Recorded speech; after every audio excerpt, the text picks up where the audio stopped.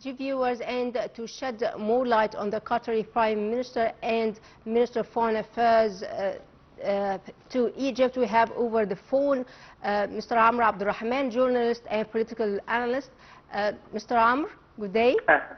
Well, hello. Good afternoon to you and to the dear viewers. Thank you so much, sir. Sir, how do you evaluate the significance of the Qatari Premier visit to Egypt on the diplomatic level? We all know that our relations with our brothers in Qatar has been developed to the most important and highest level since years. And of course, that means we have strengthened our pillars of relations, whether diplomatically, economically, politically, uniting our efforts towards the critical files in the region, as well as developing the investments, the Qatari investments in Egypt that has been to a level that has never reached before. Actually, that Egypt has opened the gate for investments from all over the world, and especially, of course, from our brothers in Gulf countries and other countries, of course. Great. Also, to what extent have the outcomes of President Sisi's visit to Qatar last April impact positively the strategic ties between the two countries? Well, of course, the visit paid by Mr. President to Doha since last April has paid off well and made it clear that we have made new bases for our relations based on mutual understanding and mutual interest, and preserving the roots of brotherhood as Arabic countries, as well as developing the relations between the two leaderships in Qatar and in Cairo. That has, of course, made it clear that we are starting a new page in our relations with Qatar, positively, with positive vision, with wider horizons of expanding our relations at all levels. Great. Also, sir, Prime Minister Dr. Mustafa Madbouli expressed keenness on enhancing consultations over several files of mutual concern. How do you see the significance of that?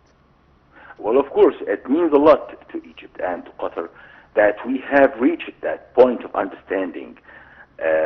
We have deepened up that understanding together, side by side, and throughout lots of meetings, whether in Doha or in Cairo, for the past 5 or 6 years.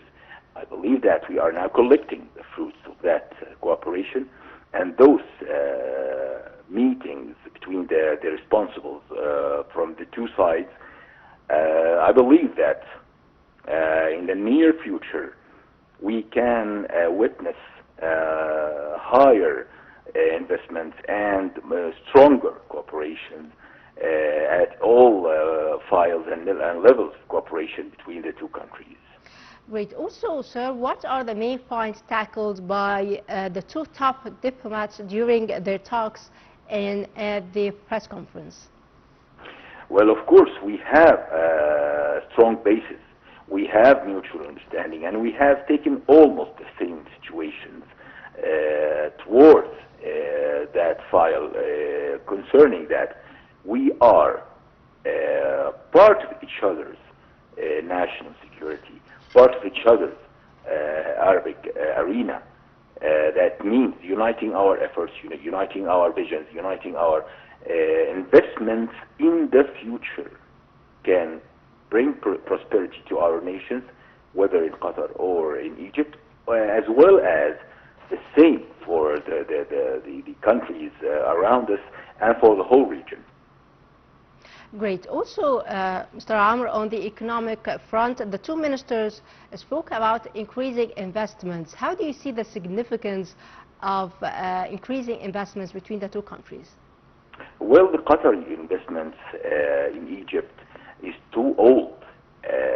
Since decades now, we're talking decades of cooperation and investments, as well as Egypt has been the main investments in the Qatari future, as well as the Egyptians as doctors, as teachers, as engineers, has built the state in Qatar.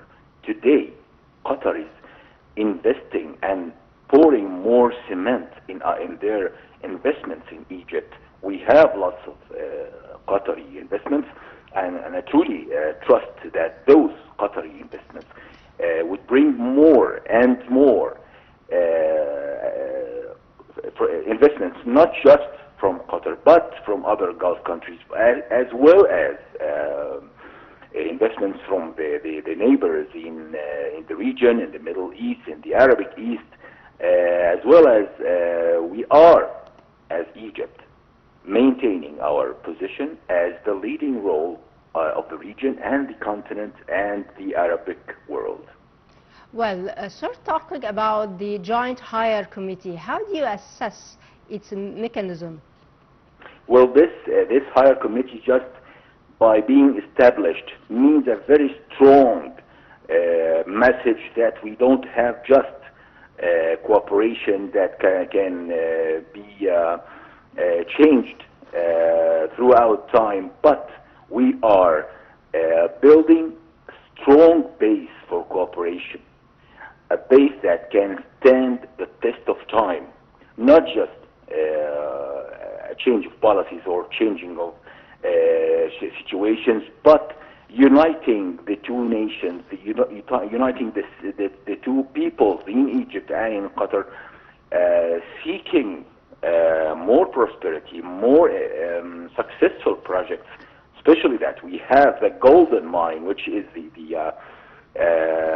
mega projects in Egypt that can attract many investments from Qatar. And of course, we really appreciate that effort that Egypt has paid a lot to establish in the very beginning of presidency of Mr. President Abdel. Well, my final question, turning to the most significant issue, which is Gaza. How do you see the Egyptian-Qatari role in mediating a de-escalation given their unique roles? Let me be frank here and tell you that the Qatari-Egyptian cooperation was the strongest, I might call it coalition. Arrangement was made clear between the two countries to preserve the Arabic rights in the Arabic occupied lands, and those efforts are truly recognized by the international community, and we have achieved a lot in this matter, especially in helping those who are under siege in occupied Gaza or the occupied Palestine, as well as pushing forward towards international decisions to preserve and to protect the Arabic rights and the needs, providing the simple needs of people in Gaza Strip right now under the Zionist aggression. Of course, it means a lot, and of course, those efforts paid by the two leadership in Qatar and Cairo is well recognized by the whole international community. Well, Mr. Amr Abdel, journalist and political analyst, thank you so much, sir, for your insight. A short break, dear viewers, and we will be back, so stay tuned.